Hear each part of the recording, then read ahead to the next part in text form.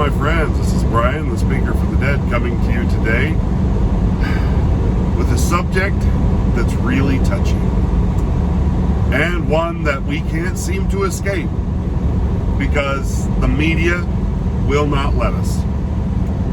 Racism. So, I'd like to apologize first because I'm getting over a head cold.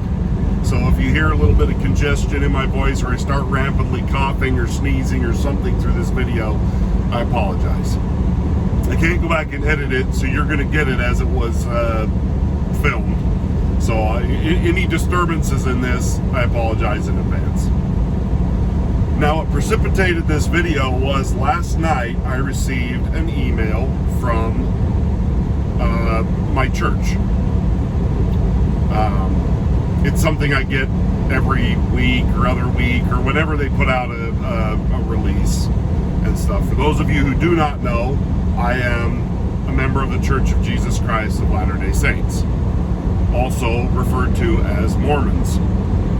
So before you switch away, Mormon, I'm not going to preach Mormonism to you or being a member of the LDS faith.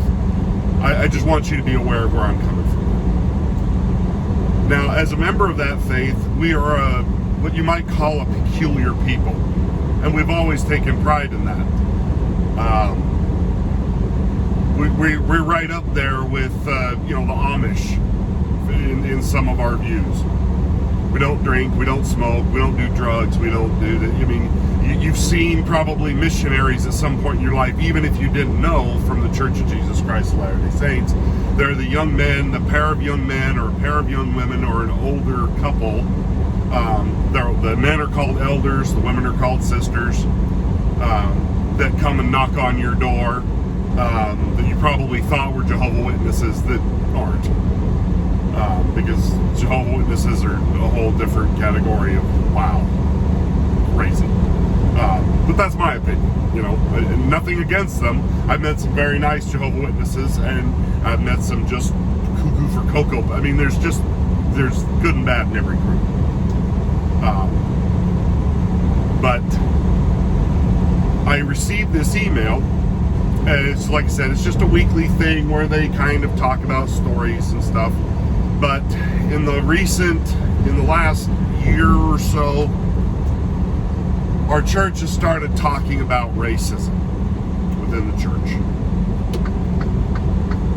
And I want to explain something. The church, as I have always understood it and been a part of it, we never follow the trends. We never follow the world.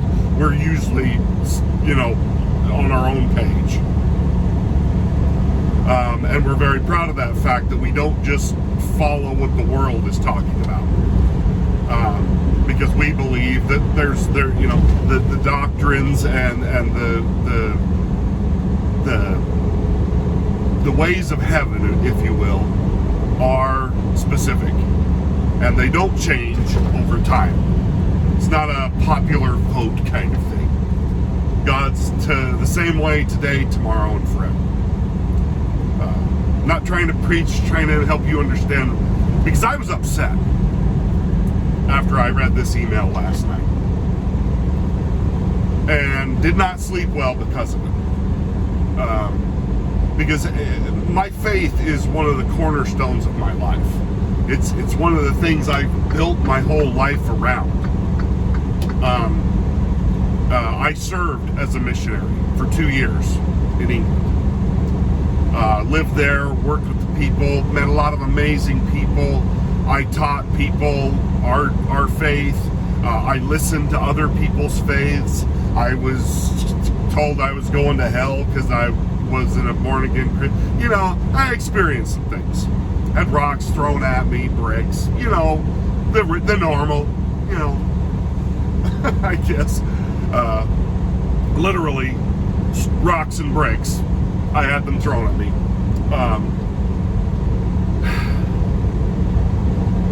But it's this thing of racism that is oozing through our society. This idea of systemic racism. And the fact that my church has picked up on this and started to run with it is an extremely bizarre occurrence for my faith.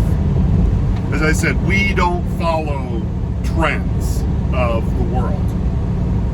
And my faith has always been anti-racism. So from the very founding of our church, there were black people that were a part of our church, and other races and other groups. Now, you may know this or not, the black men were not allowed to hold the priesthood, which only men hold the priesthood in my faith, for far too long.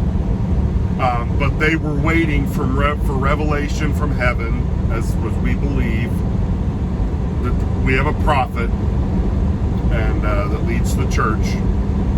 And we don't do anything until we receive the revelation that we're supposed to do that.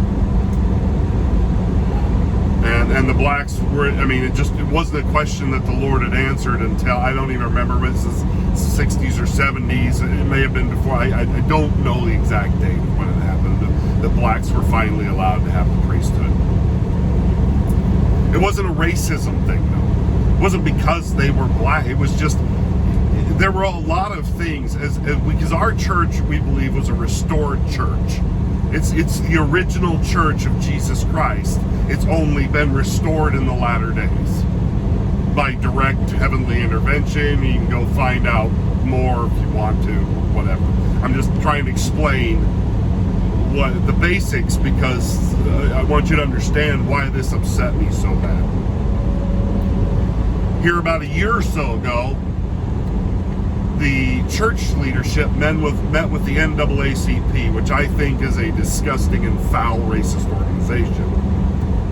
Didn't used to be, wasn't started as that, but it's become that. It's become tainted with people who see racism everywhere. I'm sure there's good people in that organization, but overall, they just cry racism at everything, over everything, constantly, never ending. They're like the Jesse Jacksons and the Al Sharptons of the world, who, if racism wasn't a thing, they'd lose their income. So they've got to keep generating the idea that racism is everywhere all the time. And that's what they've become. They've become the source of the problem they were seeking to stop by forming the group. So, at least in my opinion, I've never seen very much good come out of the NAACP in a very long time. And to see my church leaders meet with this group and give them legitimacy in the eyes of the church, it just saddened me in a way I can't even begin to tell you, because the NAACP is just a political arm. It's not a religious group. It's not a group that wants to see the end of anything. That they want to perpetuate the problem. So for them to meet with this group, instead of going to meet with individual black pastors or meet with other groups that are non-political in nature or whatever, that don't seek anti-values to what we believe. Because we believe in the true teachings of Jesus Christ. I know there's going to be people who say, no, you don't, and then I don't care, whatever. But we believe, if you believe in the teachings of Jesus Christ, there is no room for racism in you. Now, people are flawed. People make mistakes. People have issues. And so people, even good religious people, get wrong values mixed into their system at some point from bad sources. So I'm not saying if you're a Christian you can't be racist. I'm just saying if you're a true Christian, you're not.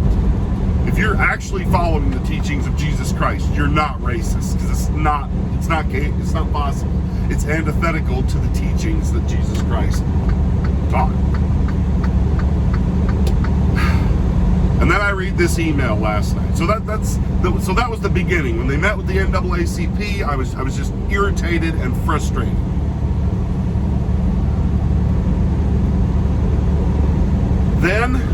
I read this email last night, and it's talking about diversity. Using current political buzzwords in an email released by the church.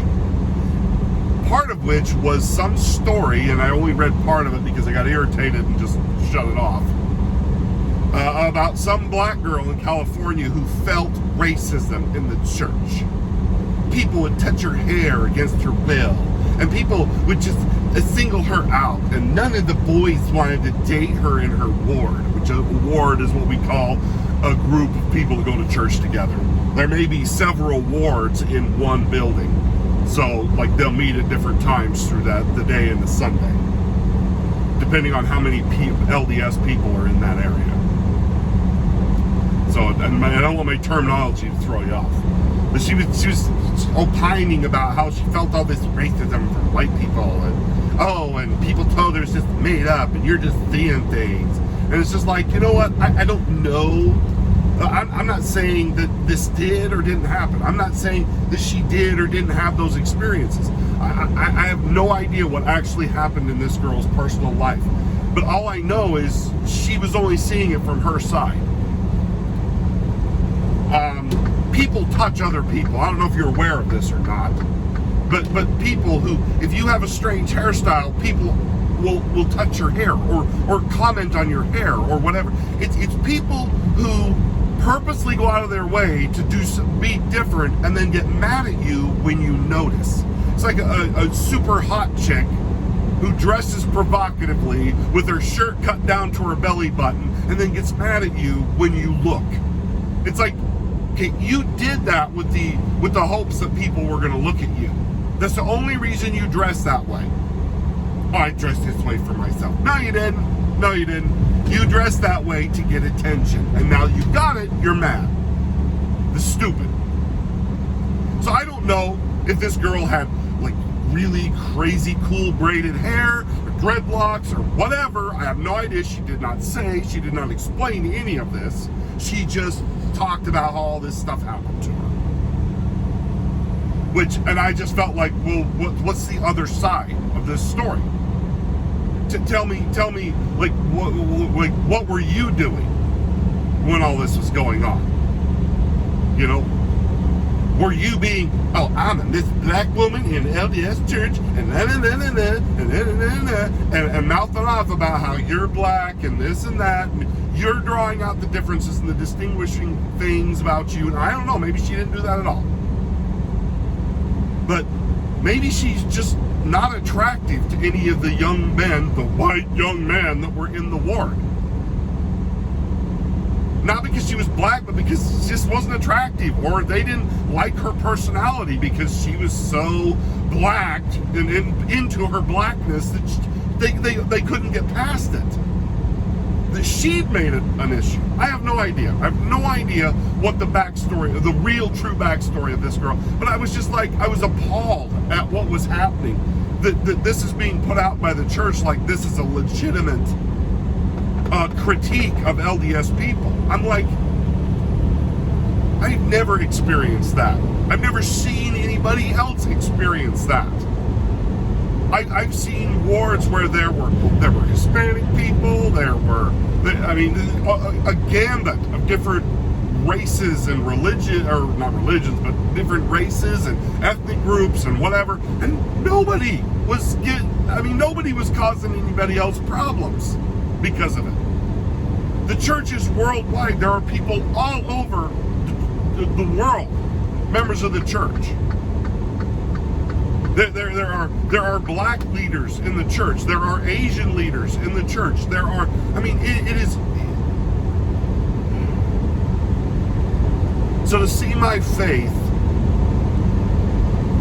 taking this worldly view has just shook me in my faith, because we don't believe that the dictates of men and what the world is doing is the same as what God wants us to do. And the fact that our church is now seeming to take cues from popular culture scares the living crap out of me. I don't want them preaching anti-racism at me from the pulpit because I'm not racist. I don't have that problem. When did that suddenly become an issue in the church? I've never seen that as being a problem. If you're a member of the church and you're doing that, you missed some lessons somewhere. That's a personal thing, not a church-wide thing. That should be dealt with at an individual level.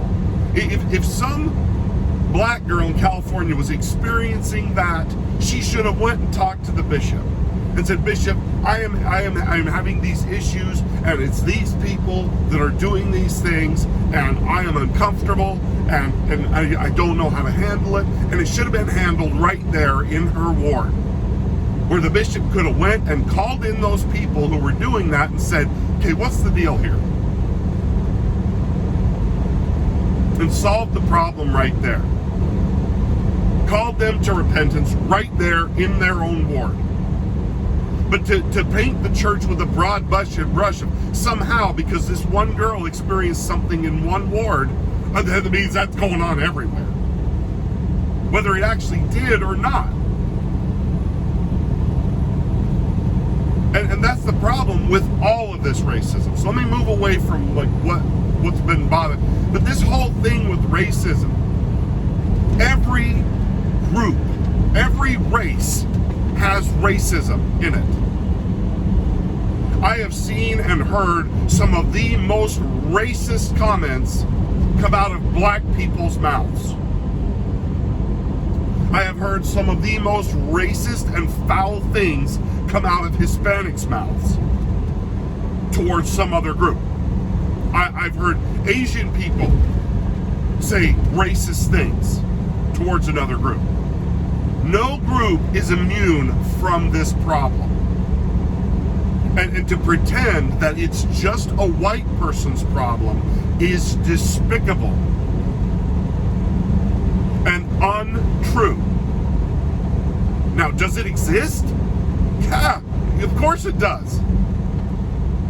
But it's not a worldwide systemic problem. This idea of systemic racism is a farce, is a lie. It's meant to divide us and to perpetuate this thing that we say we want to get rid of. Before Barack Obama became president, racism was on the decline. I had seen so much less of it from the time I was born and realized what it was and learned and stuff like that. And then after he became president, I saw an uptick in racism like I'd never seen before. Because suddenly he was calling things out and dividing people I mean, it was crazy how bad it got after he became president. He was supposed to be the guy to unify us, and he became the most divisive president we've ever had. Now, maybe he thought he was just trying to call attention to some of the problems that he saw, and it went wrong. I don't know. I can't judge his heart. I only can judge the reactions and the results of what he did. It got so much worse. This idea that cops are running around shooting black people in the back everywhere. It's a lie. More white people get killed by cops than blacks by far. And they put people like George Floyd up as like patron saints of blackism. The man was a criminal, a horror show of a human being, and now they've made him out to be a hero. That's not the kind of heroes the black community needs. They need heroes like what they used to have, Martin Luther King. And I mean, there's so many others. George Washington Carver. There are great role models. Harriet Tubman. I mean, they're just, I don't know, I'm drawing a blank, but I know that there are loads of them. Known and unknown. Of great people that blacks and other people can look to as their heroes. And they're not. They're choosing these degenerate scumbags to somehow represent them. And like, they're the ones to look up to. And I don't understand any of this. It is just disgusting. The way people are using this to continue to divide us and to tear us apart and to tear us down. That even our churches are falling under the spell of anti-racism, which actually perpetuates racism. By calling racism everywhere, it actually becomes everywhere. Because people start to feel boxed in and told that there's something that they're not. And they become resentful and angry about the fact that they're being accused of stuff that they've never done. They actually end up becoming racist towards the people screaming at them that they're racist.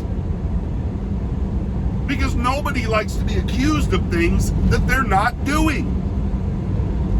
And if you've got a bunch of black people on one side screaming at you that you're racist when you've never done anything racist, you start to resent the people that are doing that.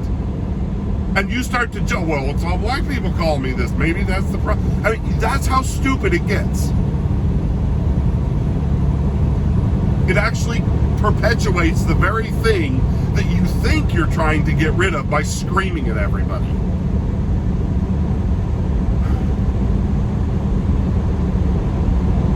And I'm just so sick of it. I'm sick of this diversity in everything.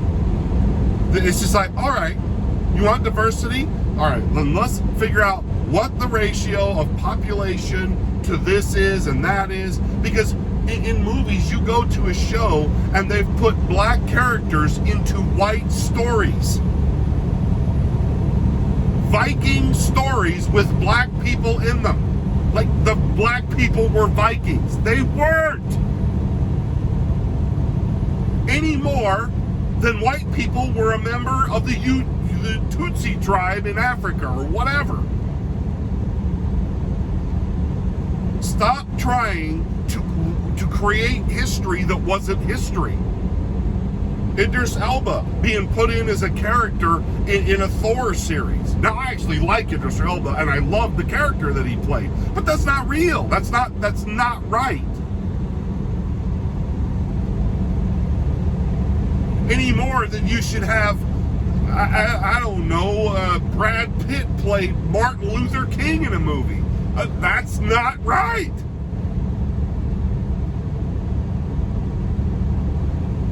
Changing race of historical figures just to suit you because you need to feel like you're represented is dumb.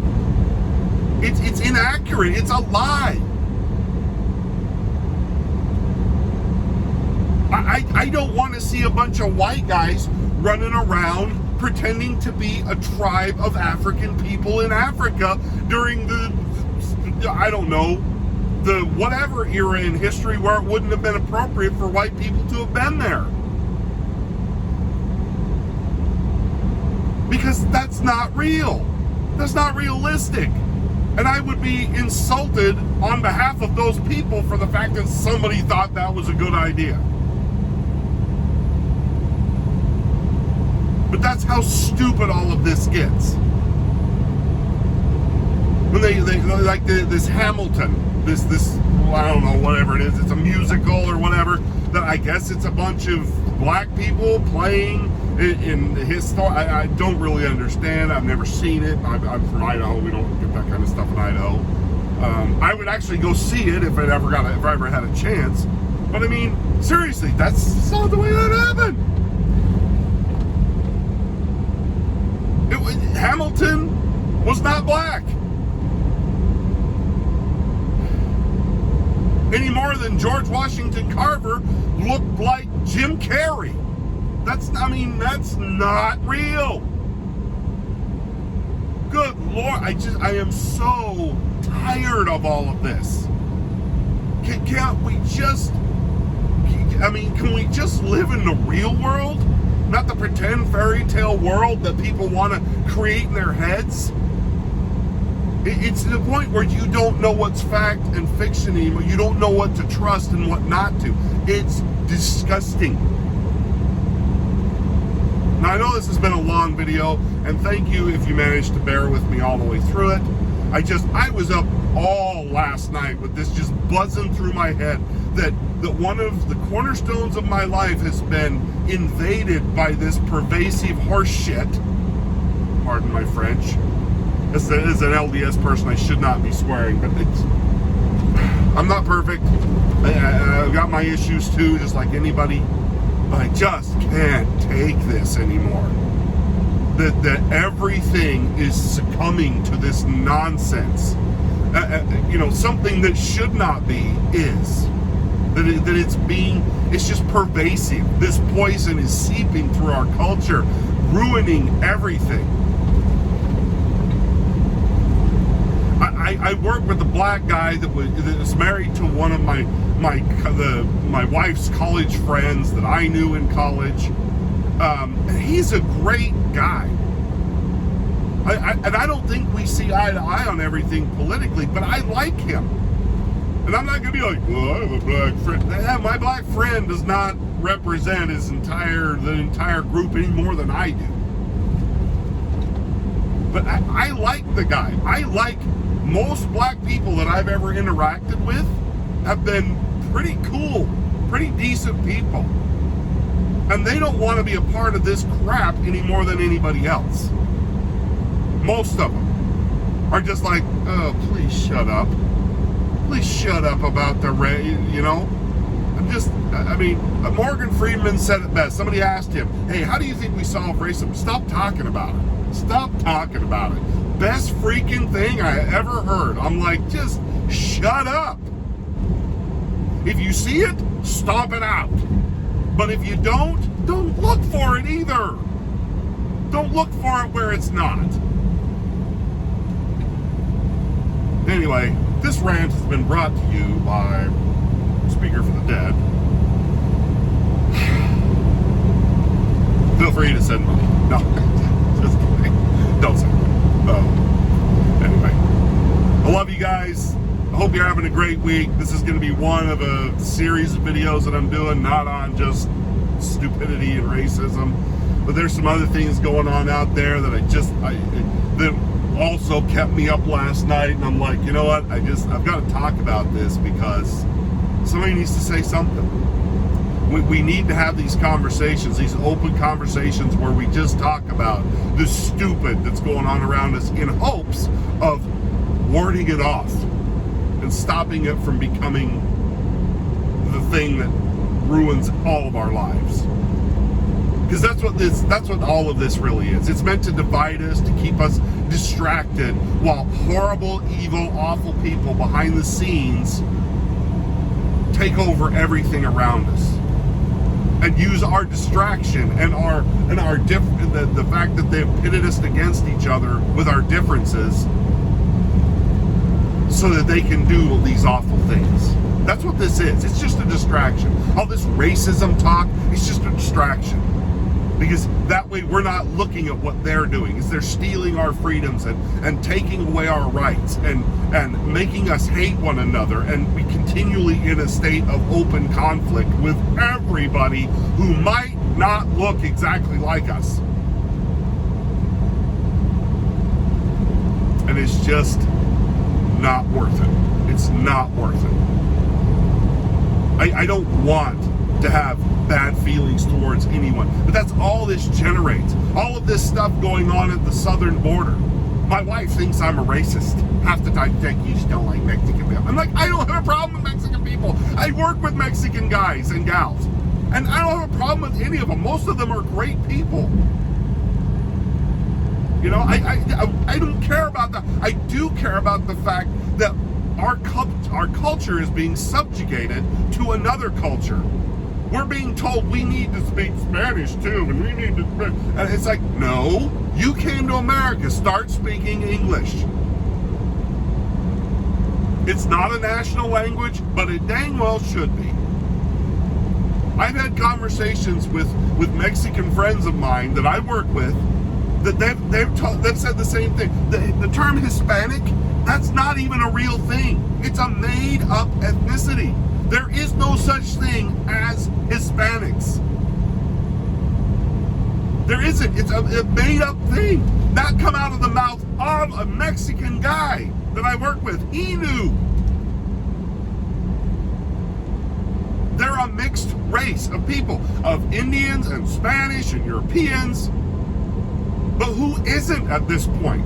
I am sure that I've got different races through my genealogy. So if I was racist, I'd have to hate myself.